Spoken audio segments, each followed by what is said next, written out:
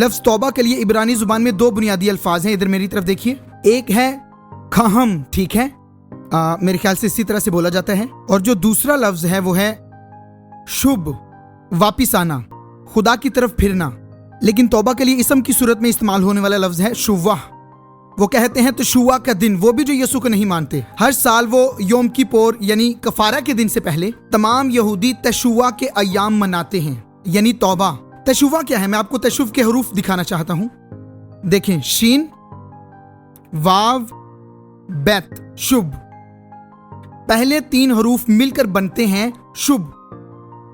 शुभ का मतलब है वापिस आना, लेकिन कहां वापिस आना? शुवा का आखिरी हर्फ क्या है? हे। सो तौबा क्या है?